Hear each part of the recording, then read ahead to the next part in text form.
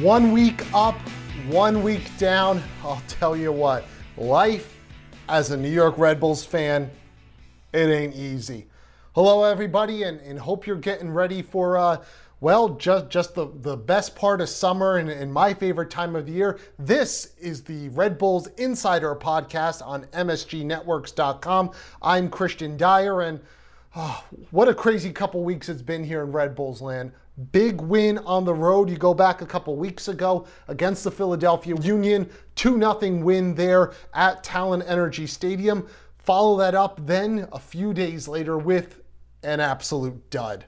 2-0 loss to that pesky neighbor in the light blue kits, New York City FC, in a match where I thought City FC came out with a tremendous game plan, moved the ball so well, quickly switching fields, beating the high press, difference makers on the field, stepping up.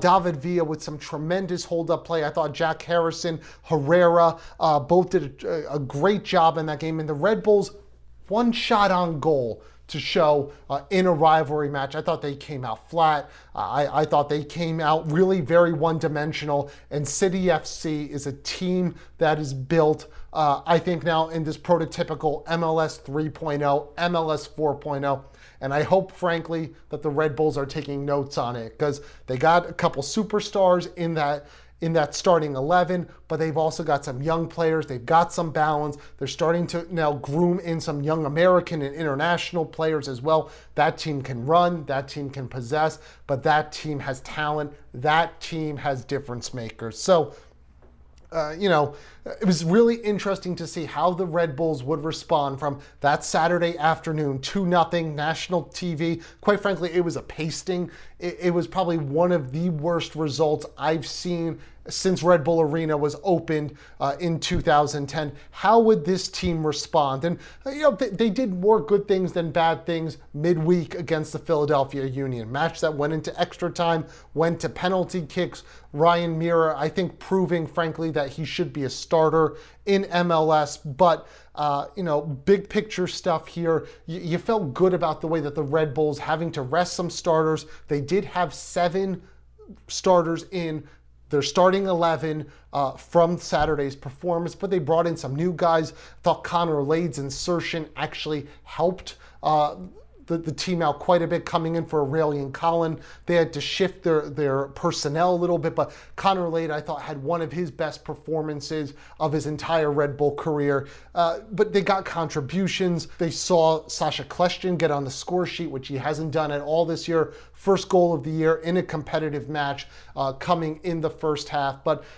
you kind of felt that there was a little bit of the old Red Bulls team coming back. They pressed well. They had an unorthodox starting 11, which we'll touch on in a few moments when we're talking formations. But you just felt like maybe some of the bad taste from that loss to New York City just a few days prior is now out of their mouth. And second half was a little sloppy. The Union certainly are a good team. They brought on some really nice pieces off the bench in the second half. Some of their regulars, such as a Chris Pontius, who came on in the second half, proving to be a little bit difference makers as well. So I want to touch now just on the formation from this Wednesday match. You got an Open Cup, you got an opportunity to bleed in some young players. Well, Jesse Marsch threw a curveball out there, and he ran out what was essentially a 3-6-1, shades of Steve Sampson in 1998 World Cup. And if you're new to soccer,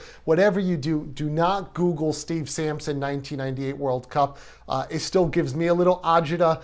And anyone who reads up on that and that formation and Mike Burns on the wing and Joe Max Moore in a holding midfielder role, the less said about that, the better. But for the New York Red Bulls, this formation, the 3-6-1, was actually able to get some of their more talented players on the field together. It got Sean Davis there, it got Tyler Adams, Felipe, and despite his struggles this year, this team still lives and dies by Sacha Kljestan and his performances. So I thought it was an interesting sort of formation moving forward with the ball. It was a 3-6-1. They had 3 center backs back there. But then kind of defensively, you had Kamar Lawrence in the midfield and sort of a wing-back sort of role, and then Sal Zizzo on the other side. It kind of transferred back to a little bit of a 5-1-3-1 formation in a defensive alignment.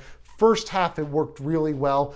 Second half, I think perhaps the injuries and some other things kind of played into it not being a success. And frankly, the lack of available talent for this Red Bulls team. So moving forward, is that something seen this upcoming Wednesday at the New England Revolution? It's something I think to certainly think about, but still, when you look at formations, where this team is most comfortable, the 4-2-3-1, I think if they can go out there and get a good wing player and another center back during this transfer window, that's the formation they're comfortable with. I think it's the formation that gives them the most flexibility moving forward, but defensively, they really like their shape in the high press and the counter press. So in a few moments' time, we're going to be having on the podcast Michael Lewis, someone who's covered the sport back to the NASL days. He remembers the nascent days of MLS in 1996 and the formation of the MetroStars.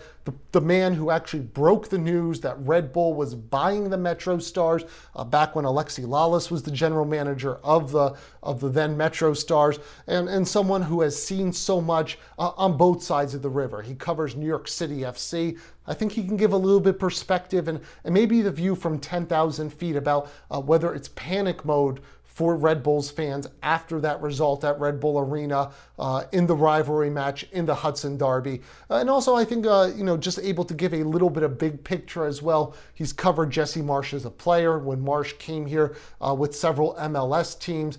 He's got a good working relationship with a number of people in the league. Really kind of get a sense of where this Red Bulls team is. Are they in rebuilding mode? Are they in a we need to win and go for this thing now while we have this window of opportunity with the Bradley Wright Phillips, Luis Robles, Sasha Kleshtin?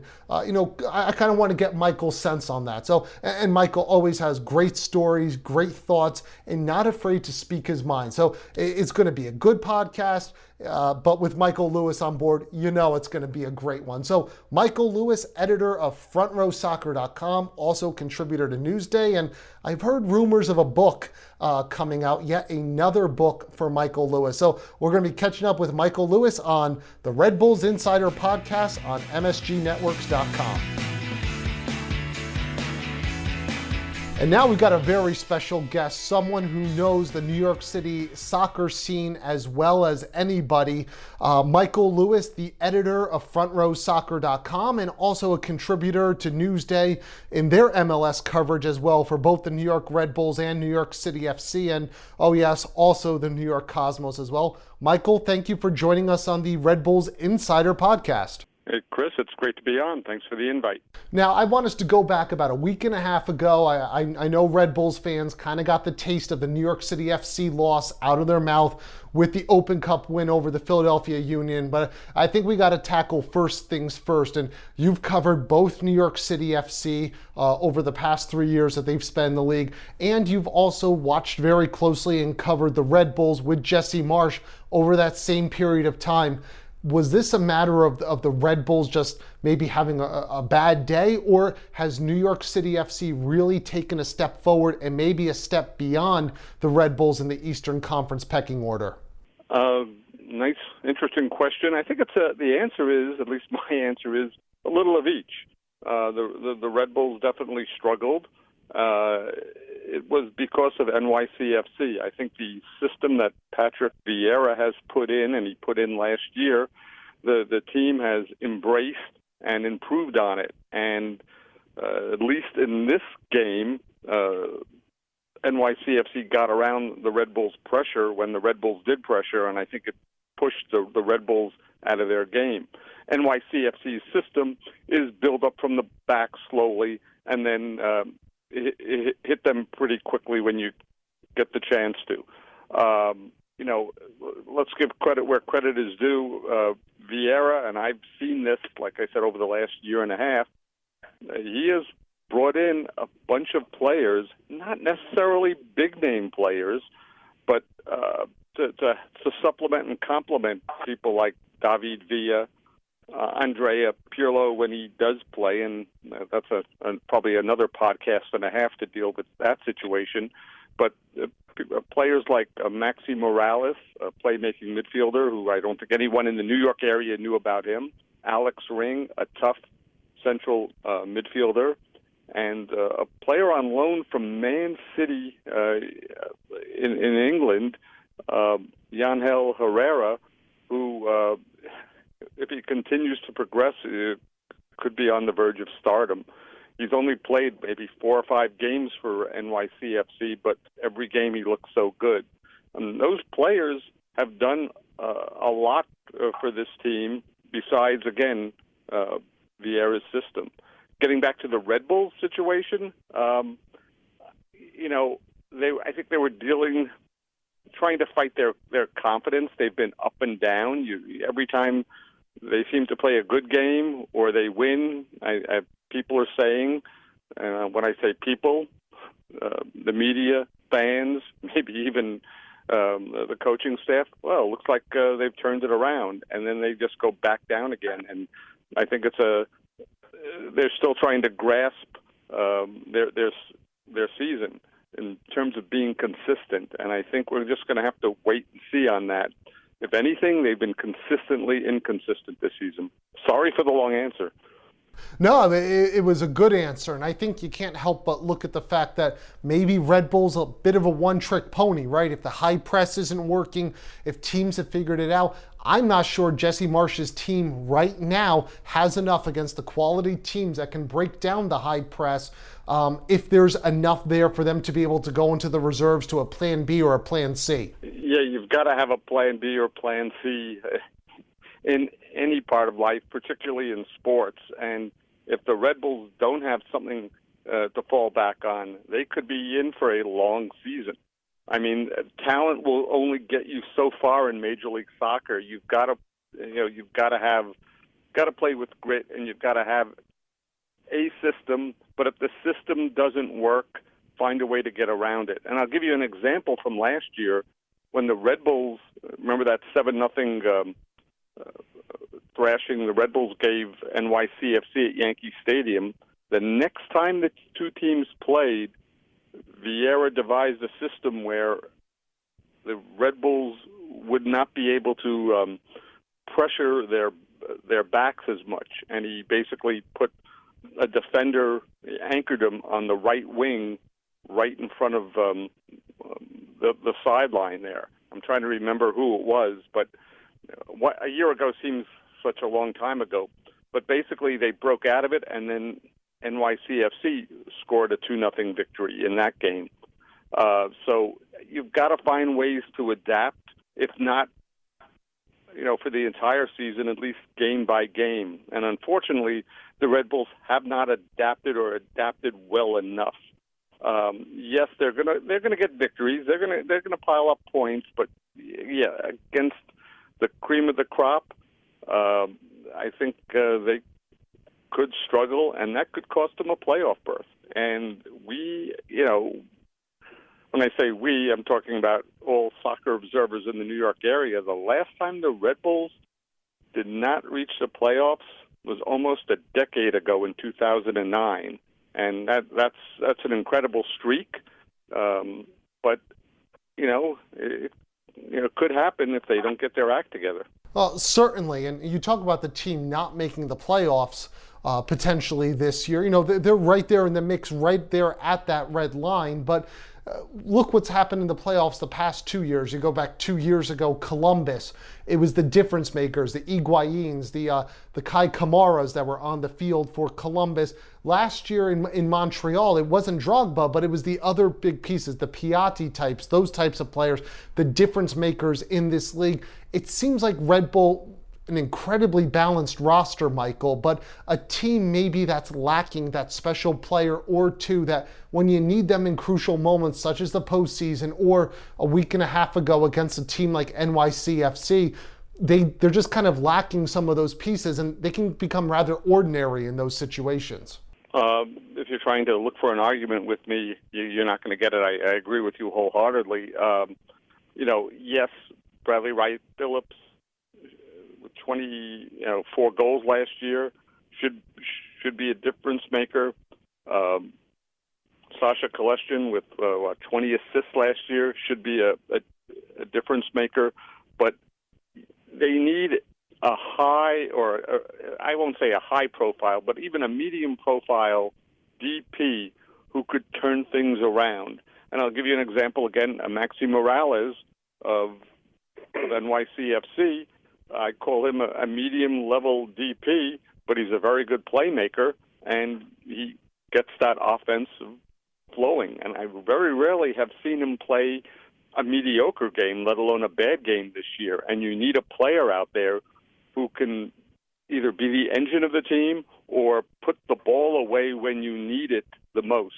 And obviously Morales has not been tested in the postseason yet, but what we've seen from the Red Bulls is they do not have anyone, that go-to guy that that is either going to create a goal, score a goal when you need it in a tight game, or score the first goal in a game, because we understand in the playoffs it's a 2-game series, and it's sort of like a 180-minute game.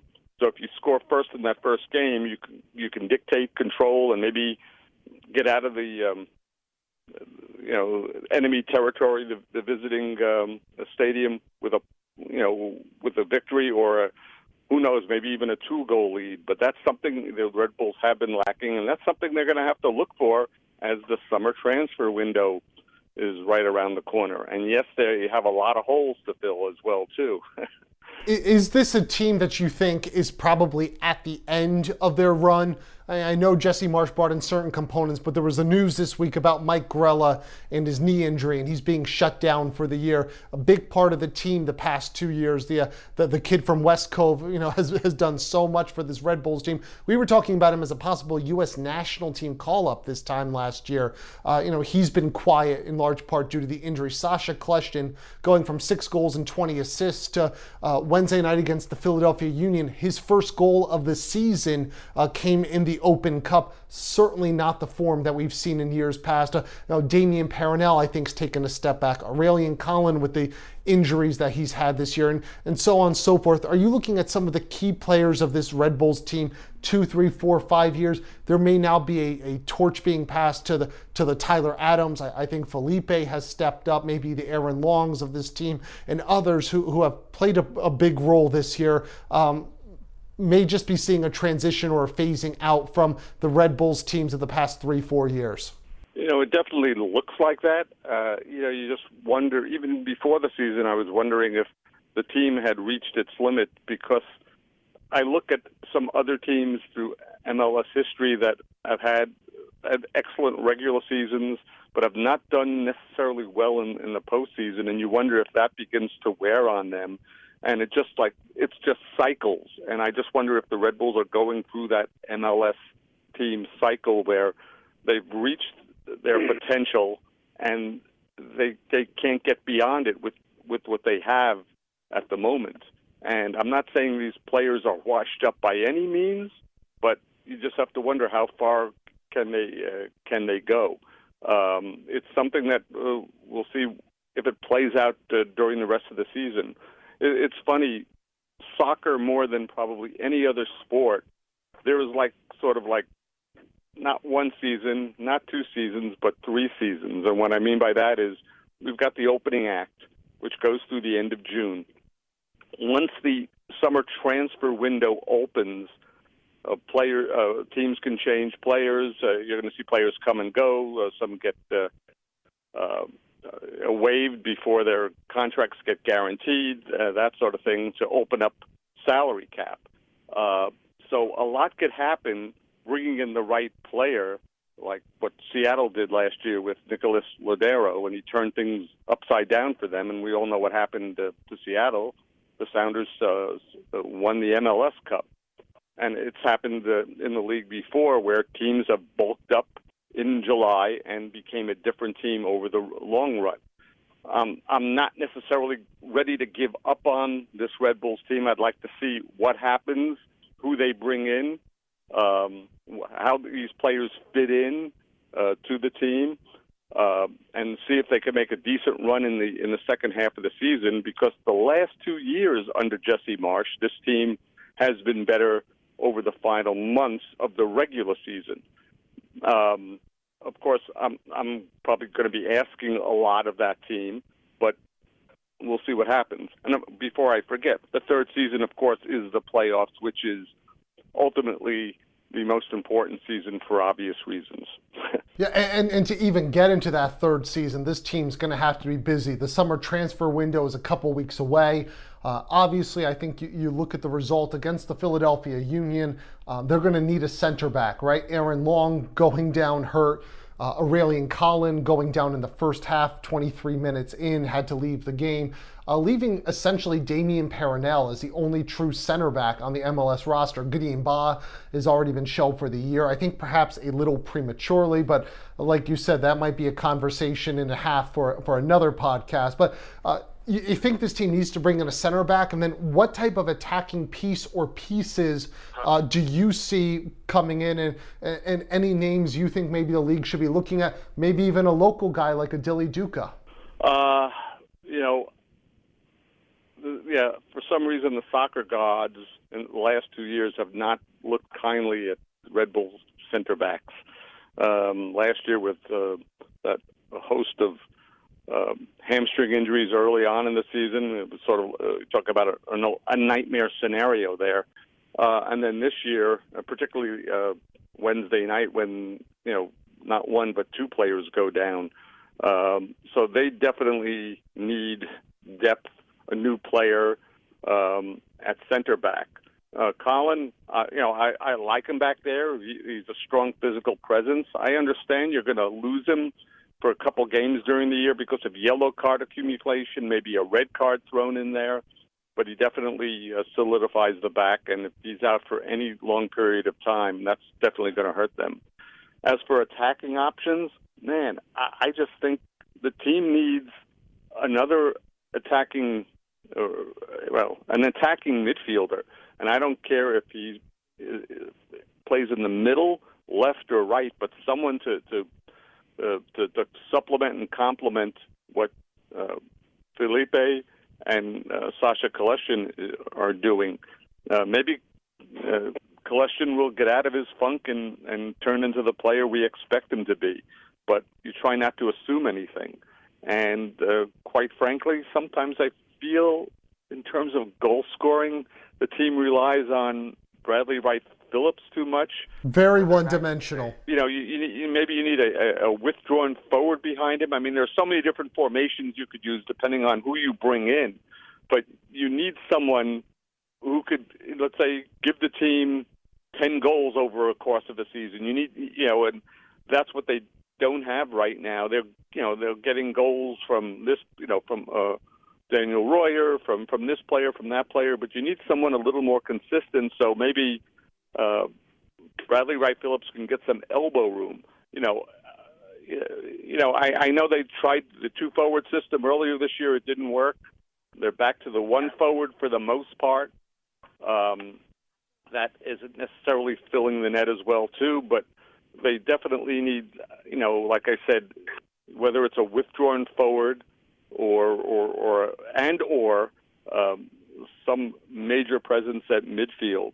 One thing, knock on wood, and I just knocked on wood here in my office here in my house, is that Bradley Wright Phillips has been relatively healthy the last several years. Heaven forbid if he goes down, what sort of options does this team have? I know at one time people said, well, you could bring in Grella because Grella does have the skill to work in close quarters up front. But with, Grella out, and like I said, all you have to do is turn the wrong way or get kicked the wrong way or pull a muscle. Boom, you're looking under rocks for a center forward. So what the Red Bulls have brought in, with Goldbranson, big disappointment. Verone still has not shown enough. There are pockets of encouraging soccer there, but you don't want him coming off the bench. You want to see him play regularly, and I'm scratching my head on who can they find to supplement or complement Bradley Wright Phillips? So they've got three holes there. Central defense, attacking midfielder, and a forward, and like I said, maybe a withdrawn forward. Ironically, the one position we're not talking about is goalkeeper, because you've got two exceptional keepers in the back there, Luis Robles and Ryan Mara, who I think Ryan Mara, I'm getting a little off your topic and your question. But yeah, can we stay on topic, Michael? Stop spitting knowledge. But he belongs on another team. But I apologize for that. I don't mean that in any bad way. I mean he needs to start somewhere. But go on. I apologize. He does. And Ryan Mara should have been given that chance 2 years ago when he was on loan with New York City FC. But I don't think that there was a terribly long leash with him there. But when you look at the team, and I think something drastic has to be done if this is going to be a playoff team and a team that can gel and maybe reload for the next couple years. And you look at how Sasha played a few weeks ago when in Philadelphia that Sunday afternoon, he flip-flopped with Felipe. Felipe was pushed a little bit higher up in the field, right? And Sasha played more that kind of number 8 type of role that he played in Anderlecht. And I've talked about this before. The team maybe is looking at wide players, and I get that they may want some more production from an Alex Muil or Gonzalo Verón, or even a Daniel Royer, who has several good games and then kind of gets cool for a little bit. I can't help but wonder if maybe a number 10 type of guy, someone this franchise really hasn't had since the Amado Guevara days. So Red Bull has never seen a number 10 like that before. If maybe that's not the solution, someone who can push up, play underneath Bradley Wright Phillips, but brings a little bit more in 1v1 situations than just Sasha, who I think is happy to pivot, pass the ball wide, and run into space. I agree with you. I would love to find someone in the same ilk as Amado Guevara, because it probably wouldn't necessarily cost that much in terms of either a transfer fee or salary.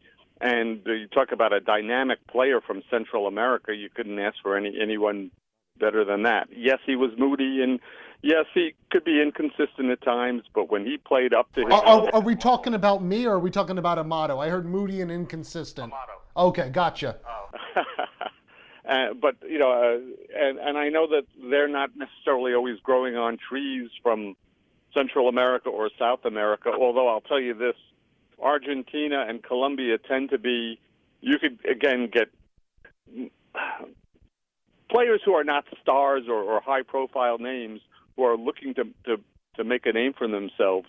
And if you put them in the right team, right system, right coach, it could help transform a team. I mean, we've seen it throughout MLS history for 22 years now. They need someone. You take a look at the midfield, and today's midfield compared to what it was 2 years ago, it's no comparison. Because you take a look at what they had. They had Sasha. Okay, from the back, you had Dax McCarty and Felipe. Two exceptional holding defensive midfielders who could take on each other's roles and did very well. You had Sasha running the show in the middle, and you had Lloyd Sam with his speed on the right, and Mike Grello with his skills, and he was no slow boat as well on the left. And the production that they got out of it and the consistency they got out of it was second to none. You take a look at this year's team, and it because of injuries and consistent performances, under 20 World Cup, because Tyler Adams had to go to Korea to play with the U.S. team. The midfield has not been together consistent enough, and you've had many inconsistent performances. And if anyone is listening to this podcast, and I'd like to think there are a lot of people who are, they already know that the engine of the team is the midfield. I know that's a cliche, but if you don't have a midfield, you're going to be in for a long game or perhaps a long season. You're going to struggle. A good midfield will make up for problems on the other end, i.e. ball control, keeping the ball away from the defense and giving your goalkeeper a chance to rest and your defense a chance to rest and keep its shape more often than not. So, I think that's what it comes down to, getting the right midfield. I'm sorry, go on.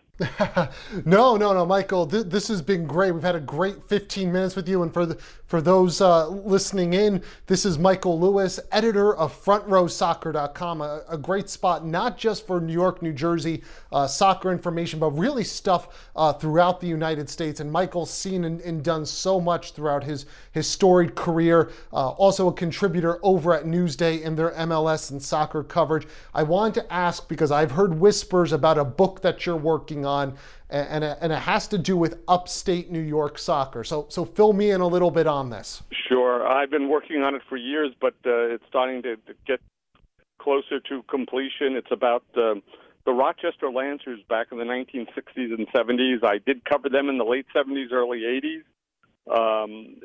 They played in the original incarnation of the North American Soccer League. For lack of better words, they might have been the antithesis of the original New York Cosmos. Cosmos won lots of titles. This team had some interesting, intriguing adventures, let's put it that way. Many coaches over their 14-year history. Some interesting stories to tell. They did win a North American Soccer League championship one year. They moved from the American Soccer League to the North American Soccer League to save the NASL back in 1970. Lots of interesting characters and personalities that I think would make an a good book to read. When people think of soccer back in those days, the Pelé days, the Canalia days, they think of the Cosmos. Well, there were teams that were not always at the top of the heap, and you had some owners who were willing to take money out of their own pockets to keep this franchise alive, and I thought it would be a great story to tell. The problem is there are not enough days in the week for me to work on the book, and it's taken so long, but I hope to have it, I'm keeping my fingers crossed, out next year, but I'm not going to make any predictions yet. But thanks for letting me talk about it. No, it'll be great. I'm sure we'll be having you on multiple times before that, if your busy schedule allows. Now, got to ask you just a couple quick fire questions before you go, if you got a couple more minutes for us. Sure, no problem. Dealing with the MetroStars Red Bulls franchise, going back to 1996, what one player did you see coming in to this team that you thought was going to be lights out and left you, well, maybe wanting a little more and not in a good way? This year's team? No, going back to 96. So you've got you got 20 plus years, MetroStars, Red Bulls. What one player came in and Michael Lewis said, this is great, he's going to transform the franchise, and he just let you down? Got me on this because there are so many. I can't say Mateus because he played well, even though there were adventures on and off the field. Yeah, when he wasn't on vacation, he was very good in MLS. There were a bunch of, unfortunately, Colombian strikers they brought in, and they would say, this player has scored 20 or more goals for 8 or 9 seasons. I remember Rodriguez, I believe it was.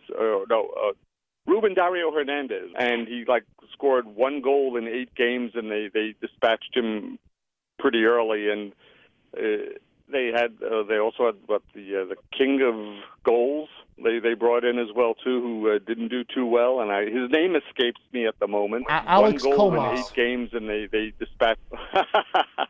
No, Sergio Galaván-Rey. Right. Sergio Galaván-Rey, who got off to a very slow start. He eventually did find the net. I think they gave him a compass, and he found his way there. Those were disappointing players because they had a pedigree or a background, and you would think that if they had scored goals regularly in South America, that would translate here. Unfortunately, style of play, transportation, playing in different time zones, their responsibilities with the team. Do they get along with the coach or coaches because the team went through so much? Those are 2 players that come to mind. Boy, you surprised me with that question, because I would have done some research. I would have probably needed 5 or 6 hours of research, but there have been a number of disappointing players that I think people expected more of, and for whatever reason, it just did not pan out. And in New York City, if you don't do it today, you're gone tomorrow. And it's a quick gong. Let's put it that way. And I want to lay out a scenario for you. You've got your dream press box set up, big match for the Red Bulls. Who's on your left? Who's on your right? Who's flanking you in the press box? So you could share this moment with first ever home MLS Cup in Red Bulls history, and you can pick your seating assignment. Who's to your left and who's to your right to make this a special moment? And I could pick any writer? Any writer who's been associated with the franchise since 1996. Oh, jeez. I'm not making this easy on you, Michael. Ah, boy. I have someone who's... I'm going to have a lot of people not talking to me now, which might not be a bad idea. Present company, first of all, I enjoy talking to you back and forth because you have new ideas. Sometimes we agree. Sometimes I learn something from you. That doesn't mean I disagree with you, but I've enjoyed sitting next to you because I think we're not afraid to point out things to each other and saying, oh my God, it's going to wind up in his story or he's going to tweet it out. Well, generally, I'll let you tweet out whatever you say, and vice versa as well too. But and I bathe regularly, so that's always a plus as well. Yes, and I try to do that too as well. You succeed. Good idea. Even shower too. There are a bunch of people through the years. I think Frank Gias, who's now with the National Hockey League, has had some great insight into games. I would say Jack Bell, formerly from the New York Times, now from Empire of Soccer. He knows his stuff. He's been around as long as I have, since I think the beginning of Stonehenge. And and notice I'm making fun of myself besides Jack, by the way. But I'm going to be forgetting some people, and I know I'm going to have people pissed off at me. But tough. You'll see my lawyer. But I just. I like people who see things on the field, who don't necessarily talk consistently or a lot, and we all have our moments, but who notice things from either the Red Bulls or the opposing team, and gets maybe a good discussion going too about what's happening. When you're covering a game, there are times when there should be silence, and there are times when there should be talking. And there's no rule about when it is, but the people that I mentioned, we kind of get it. And yes, we've all worked on deadline, and we understand it's time to write.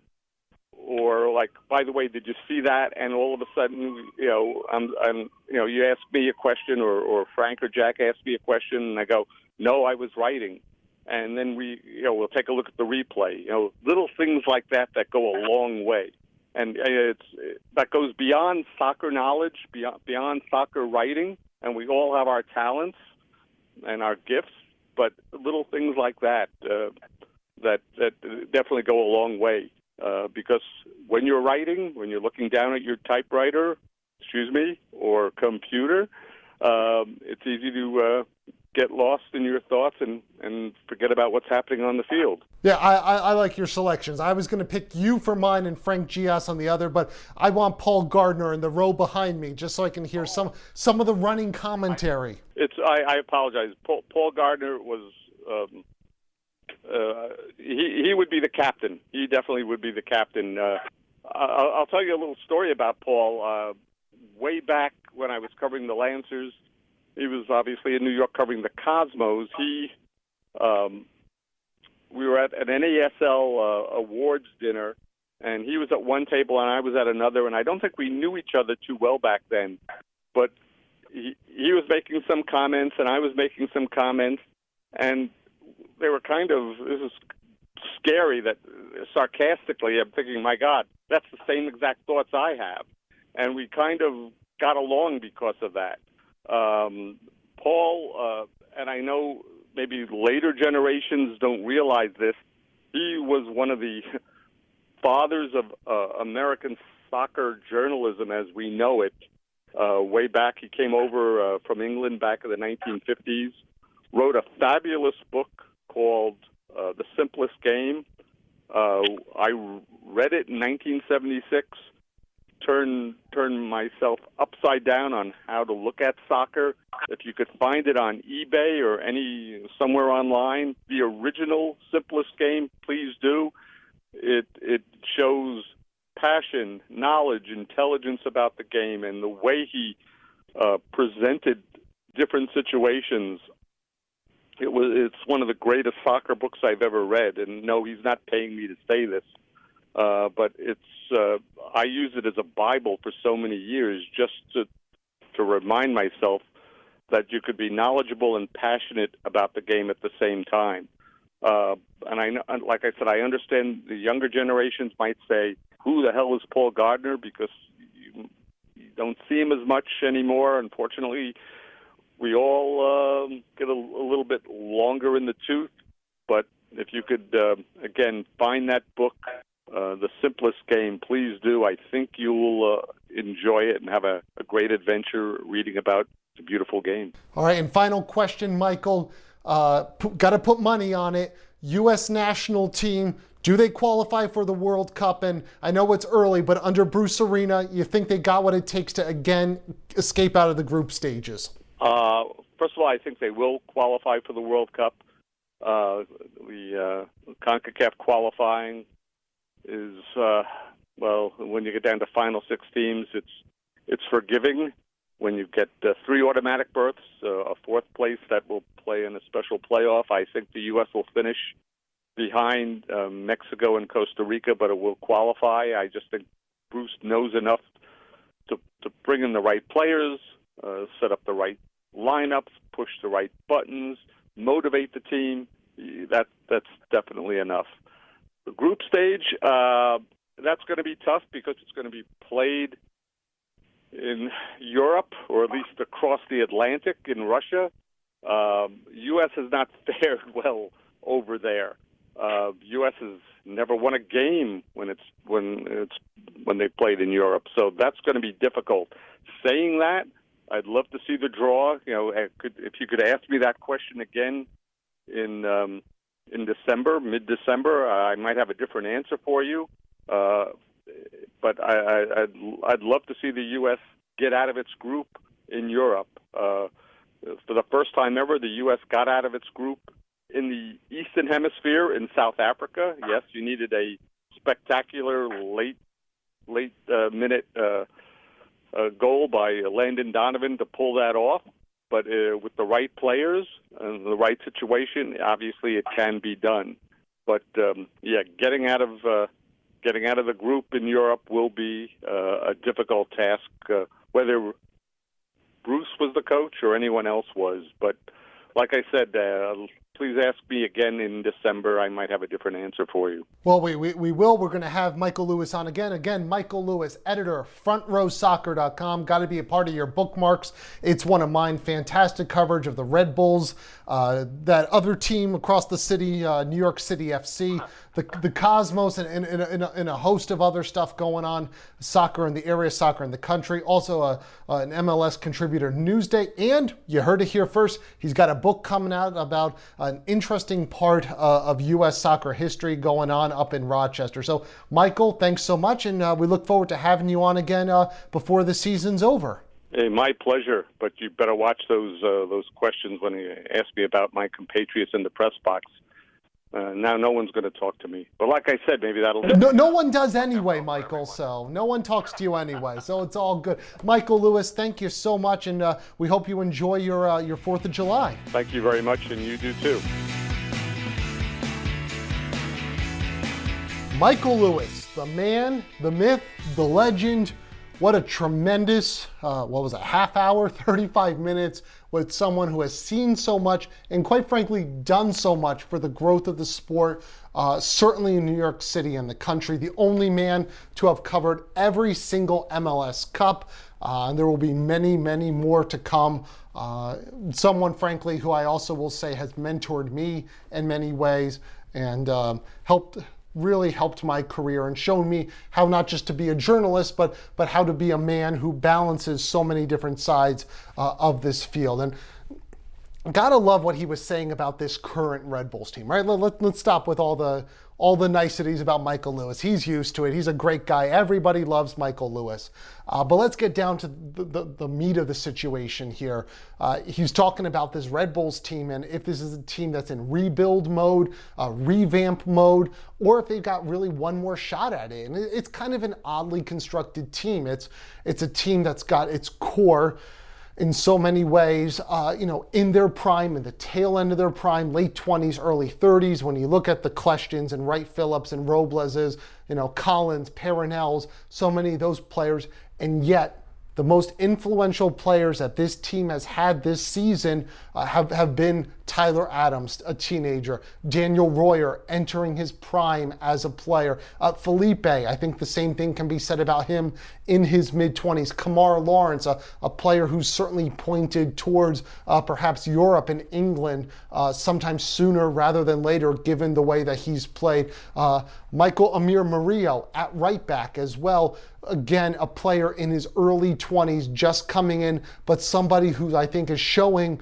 that he's got a special skill set. So it is a team that maybe the identity is changing, the influential pieces, perhaps with the exception of Robles and certainly Wright Phillips, may not be as influential as they once were. And I think it's a team that needs to adjust and quite frankly, needs to have some difficult conversations, if not this summer, certainly come December once the MLS Cup playoffs are done, that some of these guys who were the face of the franchise for the past 2 years, the poster boys of Jesse Marsch's system, all of a sudden might either be looking at a minimum reduced roles, reduced salary cap impact, or might be on the outside looking in if they can't be a part of this and accept what's going to have to be a youth movement. The talent coming up from Red Bulls Academy may not be ready to make an impact as early as 2018, but 2019, 2020, certainly there's going to be a big generational shift,